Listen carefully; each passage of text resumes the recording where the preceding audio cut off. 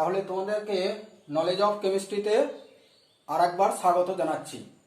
তোমরা আশা করি চ্যানেলটিকে সাবস্ক্রাইব করে পড়াশোনা শুরু করেছো এবং তোমাদের ভালোই উপকার হচ্ছে বলে আমার মনে হয়। তো তোমরা আগের দিন পড়েছো পরমাণুর নিউক্লিয়াসের প্রথম অংশ। আজকে তোমাদেরকে দ্বিতীয় অংশটি আমি কিছুটা আলোচনা করে দেব এবং তোমরা সেগুলো বাড়িতে বসে নিজেদের মধ্যে কাজগুলোকে সম্পূর্ণ করে নেবে। কোনো সমস্যা হলে যারা আমার স্কুলের স্টুডেন্ট বা পার্শ্ববর্তী জায়গায় যারা সম্ভব তারা আমাকে যোগাযোগ করে জেনে নিতেও পারো। তো যাই হোক, আজকে তেজস্ক্রিয়তা যে উৎস সেই সম্পর্কে তোমাদেরকে আগের দিন কিছুটা বলেছি, আজকে কমপ্লিট একটা ধারণা দেব তেজস্ক্রিয়তার উৎস। দেখো, তেজস্ক্রিয় মৌলগুলি যে তেজস্ক্রিয় রশ্মি বিকিরণ করে তার উৎস হবে তেজস্ক্রিয় রশ্মির উৎস হবে কেন্দ্র বা নিউক্লিয়াস। কারণ পরমাণুর নিউক্লিয়াস থেকে একমাত্র ধনাত্মক রশ্মি আলফা বের হওয়া সম্ভব, 1 নম্বর পয়েন্ট। 2 নম্বর, তোমরা বলবে তাহলে তো নেগেটিভ কণা বিটা সেটা তো কোথা থেকে আসবে? কেন্দ্রে তো আর নেগেটিভ কণা থাকে না। কিন্তু দেখা গেছে একটি নিউট্রন কণা বিভাজিত হয়ে প্রোটন এবং ইলেকট্রন তৈরি করে দেয়, যে অতিরিক্ত ইলেকট্রনটি বিটা রশ্মি রূপে নির্গত হয়ে যায়। আবার একটি তেজস্ক্রিয় মৌল থেকে হয় আলফা অথবা বিটা যে কোনো একটি রশ্মি নির্গত হওয়ার পরে তার শক্তি বেড়ে যায়। তখন অতিরিক্ত শক্তিকে গামা রশ্মি নামক তড়িৎচুম্বকীয় তরঙ্গের আকারে তারা বিকিরণ করে। এর ফলে মৌলের ভরের কোনো পরিবর্তন হয় না, চার্জের কোনো পরিবর্তন হয় না, কেবল শক্তি হ্রাস পায়। তাই তেজস্ক্রিয় শক্তির উৎস হচ্ছে পরমাণুর নিউক্লিয়াস। পরমাণুর নিউক্লিয়াস থেকে যখনই কোনো রশ্মি নির্গত হয় মৌলটি নতুন মৌলে পরিণত হয়। আলফা যদি বেরিয়ে যায় তাহলে মৌলটা 2 একক কম পরমাণুযুক্ত 4 একক কম ভর সংখ্যা বিশিষ্ট একটা মৌলে পরিণত হয়।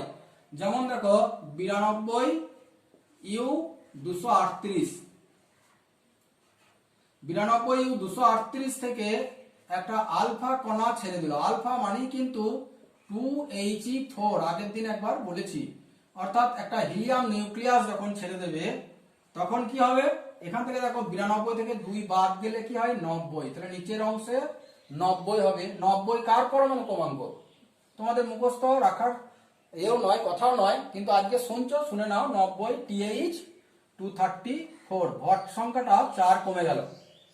এখন এই যে মৌলটা তৈরি হলো এখান থেকে আবার যদি একটা বিটা কণা ছেড়ে দেয়, দেখো বিটা মানে ছিল কিন্তু -1E0, অর্থাৎ একটা ইলেকট্রন কণার স্রোত।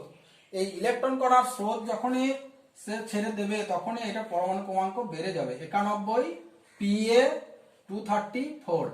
আবার একটা বিটা কণা ছাড়বে, বিটা মানে -1E0, তার জন্য আবার পরমাণু ক্রমাঙ্ক বেড়ে হয়ে গেল 92U234।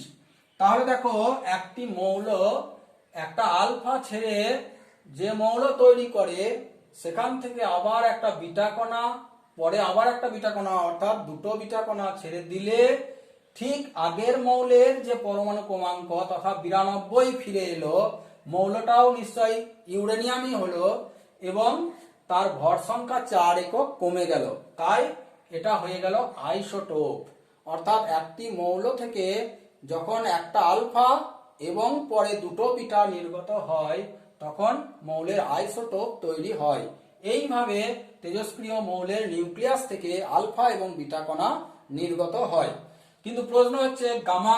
তাহলে দেখো, মনে করো 92U238 ছিল, সেখান থেকে একটা আলফা ছেড়ে দিল, সঙ্গে সঙ্গে সেটা 90 TH234 হলো। বলছে এই কণাটা একটা হ্যাশ চিহ্ন দিয়ে লিখে দাও, তোমার উচ্চ শক্তি স্তরে থাকে, তার জন্য এখান থেকে একটা গামা রশ্মি বেরিয়ে যায়। গামা চিহ্ন 0, গামা 0 হয়ে গেলে কি হবে? 90 TH234। অর্থাৎ এক্ষেত্রে ভরের কোনো পরিবর্তন হলো না, চার্জের কোনো পরিবর্তন হলো না, তাই এটি শক্তি হারিয়ে অপেক্ষাকৃত কম শক্তির আইসোটোপে পরিণত হয়। এইভাবে তেজস্ক্রিয় মৌলের কেন্দ্র থেকে আলফা বিটা গামা রশ্মি নির্গত হয়। এখন যেটা জানতে হবে তেজস্ক্রিয় পদার্থের সক্রিয়তা অর্থাৎ একক কি, বা কোন তেজস্ক্রিয় পদার্থের শক্তি কতটা তার একটা তুলনা করতে হবে, বিভাজন হার কত। একটা তেজস্ক্রিয় মৌল প্রতি সেকেন্ডে যে হারে বিভাজিত হয় তাকেই বলা হয় তেজস্ক্রিয় মৌলের সক্রিয়তা। তো তেজস্ক্রিয় মৌলের সক্রিয়তা প্রকাশ করার বিভিন্ন একক আছে। একটা হচ্ছে এসআই একক, তোমরা এসআই একক সম্পর্কে বেশি পরিচিত। এসআই একক হচ্ছে বেকারেল। বেকারেল মানেই হচ্ছে Bq, B capital small Q, Bq. এক বিকিউ সমান বলছে একটা তেজস্ক্রিয় মৌলের যে পরিমাণ থেকে প্রতি সেকেন্ডে একটা করে কণার বিভাজন হয় 1 ডিপিএস, তাকেই বলা হয় এক বেকারেল। ঠিক সেরকম রাদারফোর্ড একটা ইউনিট, সেটা 10⁶ সংখ্যক কণা বিকিরিত হবে যে পরিমাণ থেকে। আবার হচ্ছে 20 সি, সুতরাং 20 সিআই কিভাবে আসবে 20 একক না, এখান থেকে বলা হচ্ছে 3.7 × 10⁻10 সংখ্যক ডিপিএস, বা প্রতি সেকেন্ডে 3.7 × 10⁻10 সংখ্যক পরমাণুর বিভাজন হতে গেলে যে পরিমাণ তেজস্ক্রিয় মৌল লাগবে সেটাই হচ্ছে 1/20। এটা একটা বড় একক, তার জন্য ছোট একক নেওয়া হয় মিলি 20, মাইক্রো 20। মিলি মানে 10⁻³ আর মাইক্রো মানে 10⁻⁶ দ্বারা গুণ করে দেবে, তাহলেই মিলি 20 মাইক্রো 20 পেয়ে যাবে। এবার তেজস্ক্রিয় মৌলের ব্যবহার, তেজস্ক্রিয়তার ব্যবহার কি কি আছে তোমাদের সেটা জানতে হবে। বলছে তেজস্ক্রিয়তার ফলে আবার ক্যান্সার হয়। ঠিক সেরকম তেজস্ক্রিয়তাকে কাজে লাগিয়ে কাউরি ক্যান্সার হলে তার চিকিৎসাতেও কাজে লাগানো হয়। সাপের বিষে সাপের ওষুধের মতোই একটা ব্যাপার।